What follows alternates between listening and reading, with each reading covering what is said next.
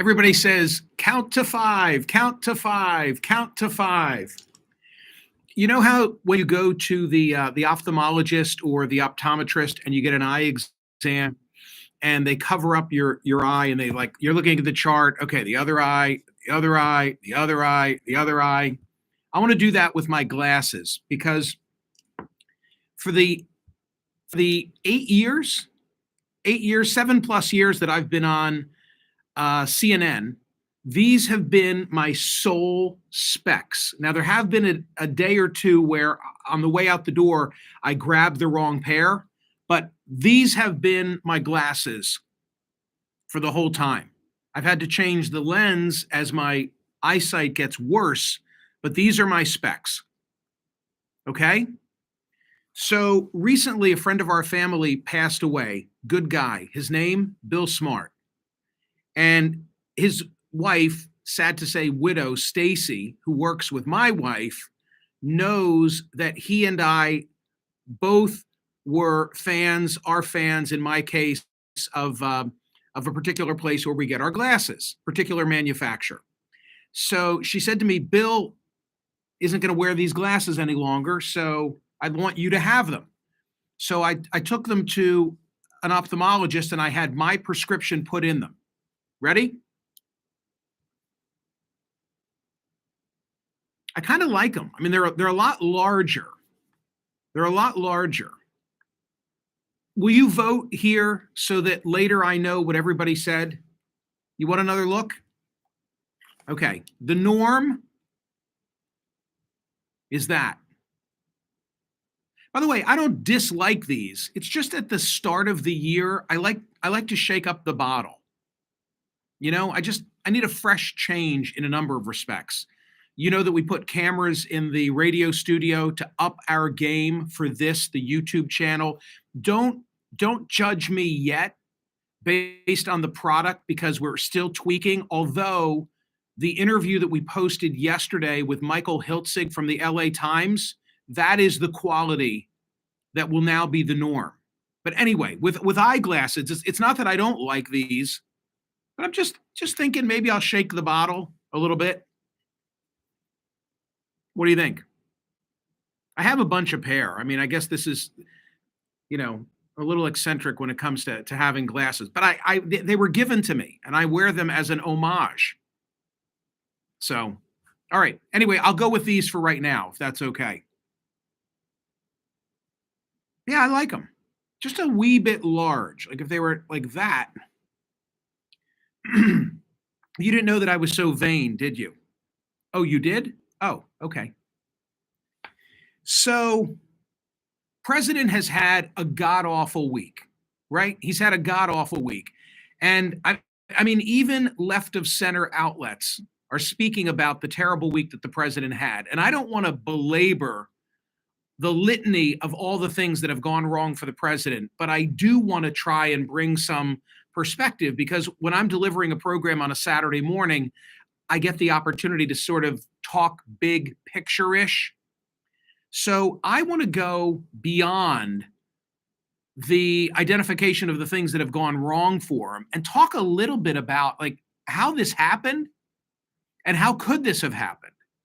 Because it seems to me, this is my perspective. This is my, original thought because I've not heard others say it. It seems so at odds with the seasoned, experienced nature of Joe Biden and the way that he sold himself. You would think that he would know better than to make some rookie mistakes. And what rookie mistakes am I speaking of? Well, the speech in Atlanta on Tuesday, as I'm going to identify, and I'll give you a sneak peek of my commentary, I think I can explain it. And I said on radio before the Tuesday speech, Tuesday morning on the radio, I said, I'm sure he's going to try and tether or strike a chord with the speech that he delivered on the anniversary of January 6th, because it was received with such favorable reviews. But I think he got beer muscles. And I think that he lost sight of his audience when he spoke in Atlanta on Tuesday. He went to Atlanta on Tuesday to speak to two people. one a senator in West Virginia, the other a senator in Arizona. And although the speech that he delivered in Arizona may have pleased the crowd in Arizona and may have pleased, although not entirely, his hard left base, it didn't reach those two. And arguably it went too far when comparing those who are opposed to his voting rights initiatives with racists of the civil rights movement in the 60s. So that's what I want to address. That was a rookie mistake. You know what another rookie mistake is? Another rookie mistake is going to Capitol Hill and meeting with Democrats behind closed doors when you don't have the outcome already secure. Have you noticed that anytime you have world leaders who get together, or an American world leader who gets together, say Biden with Xi, Biden with Putin, there's always something favorable that comes out of it. It's like, oh my God, they had this summit. And at the end of the summit, look what they announced. They agree on this, this, and this.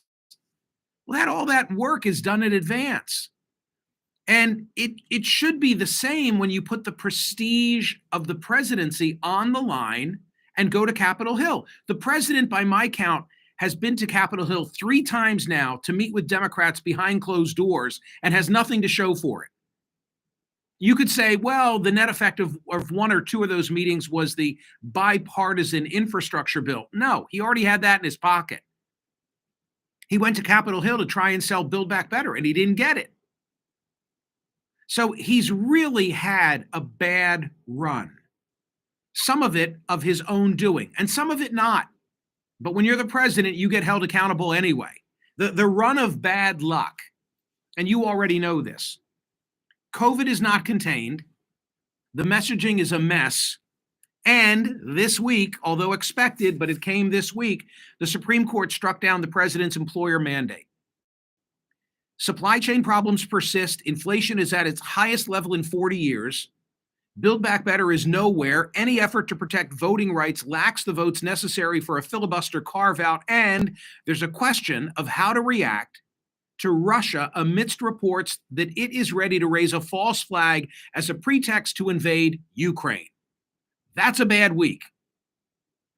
And then I'll walk through what I've already described for you, how we got here and the mistakes that were made. But the question that it then frames, and by the way, if you need just one other indication of the widespread perception of the president being in trouble, you could also go to the Associated Press, because Steve Peoples, this will be posted at Smerconish.com today. Steve Peoples has, look at the headline. Biden's supporters apoplectic 1 year into his presidency. Associated Press. So that'll get picked up in newspapers all across the country. For now, virtually none of the groups that fueled Biden's 2020 victory are happy. Young people are frustrated that he hasn't followed through on vows to combat climate change and student debt.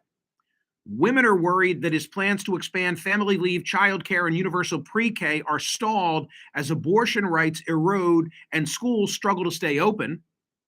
Moderates in both parties who once cheered Biden's centrist approach worry that he's moved too far left.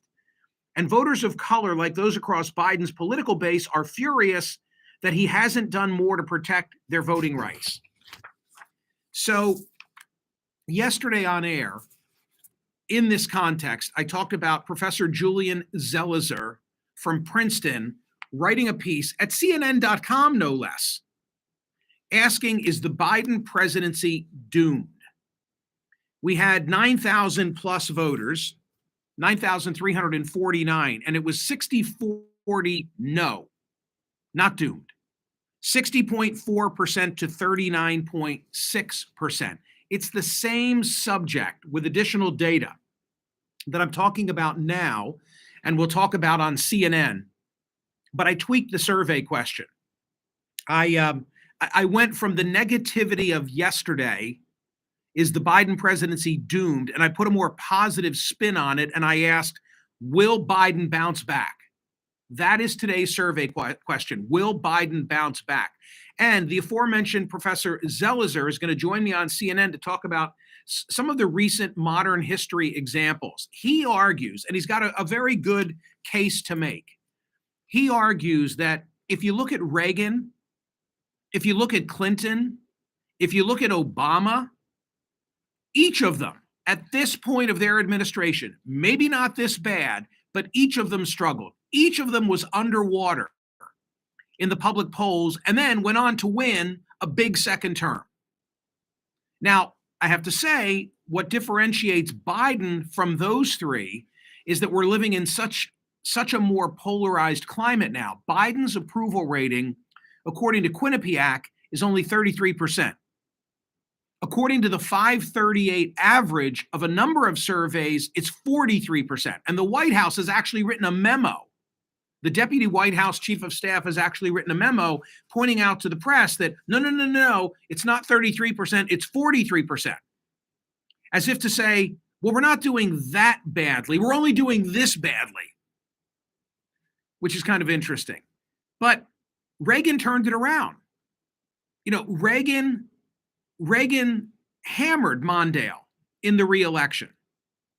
Bill Clinton turned it around despite, all the troubles that plagued him, both personal and in the office.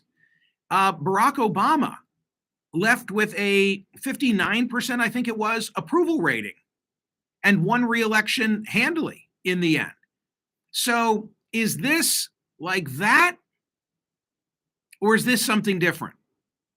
Will Joe Biden be able to bounce back? Will Biden bounce back?